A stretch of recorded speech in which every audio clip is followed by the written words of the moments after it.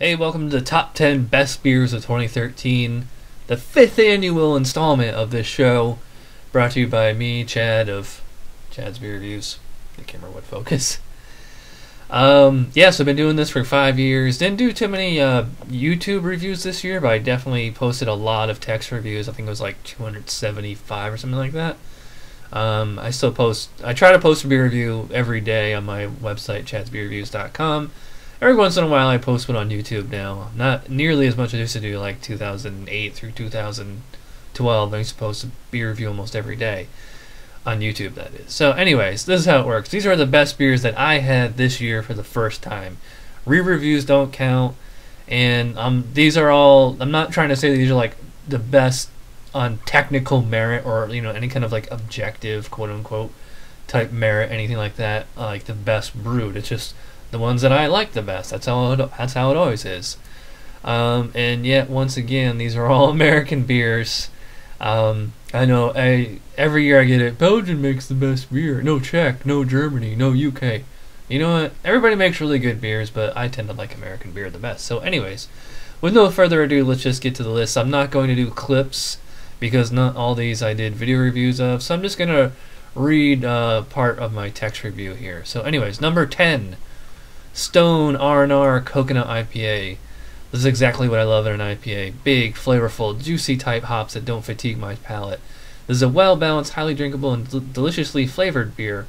The palate begins with a combination of tropical and stone fruits. They're sweet but authentically flavored. Nothing artificial or candy-like here.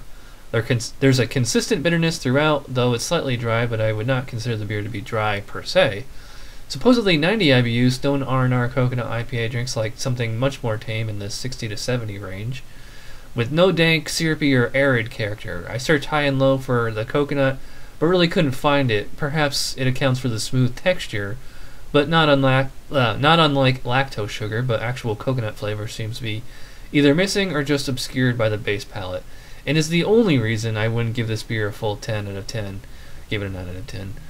Regardless, this is exactly the kind of strong IPA I love to drink, and is something I'd buy all the time if it were available. Number 9, Otter Creek Russian Imperial Stout. Otter Creek is a brewery known for making pretty mainstream stuff you can buy in the supermarket. I've enjoyed a few of their beers, but some have been unimpressive. When I heard several people recommend I try their Russian Imperial Stout, I was surprised to hear it. Now that I've drank it myself, I can see what everyone's talking about. The first taste I noticed is sweet milk chocolate. Beers of the style tend to have a strong red grape flavor, and while that taste is present here, it takes a backseat to deeply roasted but not burnt malt and some iced coffee flavor, balanced with a strong hop presence. I think a lot of balance is being done by the malt's inherent coffee and roasty flavors, though. There's some alcohol warmth and flavor as it finishes, but it actually complements the palate quite well. Gave that a 10 out of 10. In fact, every beer I gave a 10 out of 10 except for the first one. Number 8, New England Brewing Imperial Stout Trooper. This is a delicious palate that's as robust and complex as some of the highest-ranked chocolate, coffee, oatmeal, milk, cream, and Russian stout styles out there. Intense, rich sweetness as soon as it hits the tongue, black licorice, chocolate-covered cherry, and a hint of vanilla or wood. Though not strongly bitter, there is a significant hop presence from beginning to end, complemented by roasted malt, though it's never dry per se. A strong bitter bite at the crest of the swig, which quickly recedes and gives way to rich sweetness of milk chocolate, molasses, and a hint of citrus. The aftertaste is akin to Kahlua with a slightly milky character plus liqueur flavor and sweetness. Yet at no point is it boozy or cloying. Now that's a well-balanced beer. Number 7, Oscar Blues Deviant Dale. A ton of malt character with perhaps some rye spiciness balanced with a dank hop bitterness make this beer amazingly well-balanced. It begins with a thud of bitterness across the tongue. A combination of orange juice concentrate and sticky, resiny hop bitterness. It begins to dry up as it reaches the apex when the malt begins to take control and create some cracker-like character. It climaxes with a dry spice sensation similar to rye or garlic. As it goes down, there's a taste of orange popsicle, honey, and pale malt with an aftertaste of starch. This is a pretty amazing palate to say the least. Number 6, The Lost Abbey Judgment Day Ale. The traditional Belgian quad style tends to make for great beers, even when brewed exactly by the book. When a brewery can improve upon something like that, it's pretty amazing. The Lost Abbey has done just that with their Judgment Day Ale. Brewed with raisins and chocolate malt, it has a delicious candy and confectionery sweetness that's never cloying or too intense. It's not often you drink a beer that tastes like fruit preserves, though that was the first flavor I associate with this beer. Strawberry, raspberry, and blackberry are all quite prominent at the beginning of each swig. This is interesting considering the only fruit used in the brew is raisin. The Belgian yeast character probably accounts for that tasty fruit flavor. Only mild bitterness through the middle with a slightly roasty character of burnt toast and dark chocolate. Not quite stout-like, but it adds an additional complementary flavor without going so far as to become cloying. An immensely enjoyable brew for all the right reasons. Number 5, Lagunitas A Little Sutton Wild Ale. This beer is brewed with West Malt Trappist Ale yeast, but it looks, smells, and tastes just like a traditional West Coast style double IPA. There's definitely some subtle Belgian qualities to this that are pleasant surprises as you find them, making it even more fun to drink. The palate begins with a big citrusy hot bitterness and flavor right away. There's a distinct sweet juicy taste as well, especially during the first half of the swig. Orange juice combined with a wildflower character. Hints of honey and wheat as well make it a sweet but tame beer. A big hot bite at the end, imparting a strong dry bitterness. It's not until the finish when the Trappist yeast is noticeable. It imparts a bubblegum flavor and a hint of tartness. It's a delicious combination to say the least. I'm not sure why more American breweries aren't making hoppy, flowery beers with Belgian yeast. It's such a good combination. Number 4, Russian River Supplication. Supplication starts out as a brown ale and is then aged in Pinot Noir barrels with sour cherries, and a cocktail of yeasts and bacteria are added for fermentation and souring effect, respectively. The result is a luscious, complex palate that has so much going on, and it's all wonderful.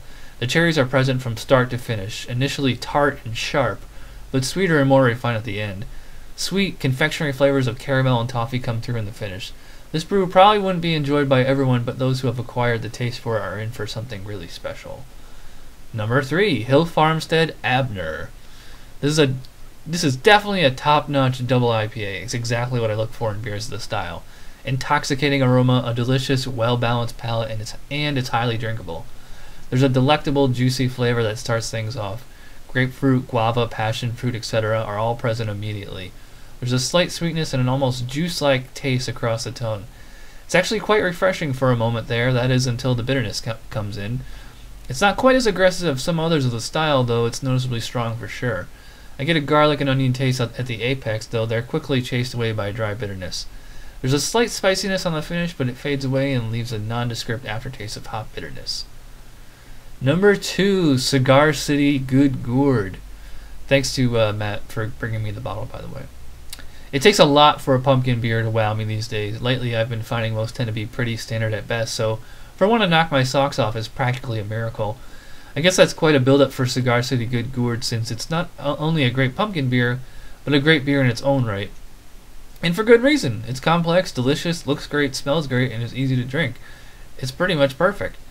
I've always said pumpkin beer tend to be either liquid pumpkin pie or liquid potpourri, but this beer is actually both simultaneously. Right off the bat, there's a strong sensation of cinnamon, allspice, and clove. They bristle across the palate, imparting an interesting sweet and spicy dynamic. On the second half, it's all pumpkin pie. The clove remains, followed by a sweet confectionery-like taste of pumpkin pie filling and creme brulee. This is a flavor palette I've never experienced before, which makes this beer all the more impressive when put into context. There seems to be a slight alcohol sensation as well. It's akin to spiced rum and accentuates the palate perfectly. And number 1, Deschutes the Abyss, the 2010 Reserve. I got this bottle in a trade with my friend Ryan in San Diego, better known as Ryan Rashawn of San Diego Beer Vlog. I got it back in January of 2011, so almost 3 years ago. I cellared it immediately and planned on drinking it later that year, but for whatever reason I kept putting it off and putting it off. Now, nearly 3 years after this was born, I finally decided to drink it, and I'm kicking myself for having waited so long. It's everything I look for in a barrel-aged imperial stout, but without any of the weightiness or edginess of a fresher vintage. There's a lot going on in this beer, though. That's not surprising, considering it's brewed with licorice and molasses, with 1/3 of it aged in oak and bourbon barrels. Imperial stouts of this caliber tend to be rare and expensive, but this one definitely deserves all the merit it receives. It begins with a luscious, sweet flavor of dark cherry. It's almost tart in a way, like raspberry, but without the sugariness. Some chocolate syrup flavors come through towards the middle. then changing to something more bitter on the back end. Big imperial stouts like this tend to be highly hopped for balance, but the Abyss is only 65 IBUs, giving it balance but keeping the hops in check. There's a delicious woody vanilla flavor on the finish, which I like to let linger on the tongue to savor. The alcohol has mellowed nicely and has faded into the background and probably accounts for the vanilla and woody character. This beer is basically everything an imperial barrel-aged stout should be and is one of, if not the best examples of the style. That's it. That's the top 10 best beers of 2013. I'll finish the video with an honorable mentions list. All the beers that scored a 9 or a 10. There was 40 total that scored a 9 or a 10. 40 out of about 275. I don't know what the percentage is there. I'll tell you in a second. About 14-15% of the beers that I reviewed this year, got a 9 or a 10. That's pretty darn good. So, alright, so thanks for watching. Be sure to check out top 10 worst beers of 2013. And as far as all my previous year's reviews, they're all in the description box or on the blog wherever you're watching this. If you didn't see a beer, if you're like, where's KBS, where's Parabola, they were on the previous year's list. So, plus, or if I've never had it, obviously you can't make the list. So, thanks for watching. I will see you next time. Whether it's a lager or an ale, whether it's a stout, light, dark, or pale, if you can brew it, Chad can review it. It's time for Chad's Beer Reviews.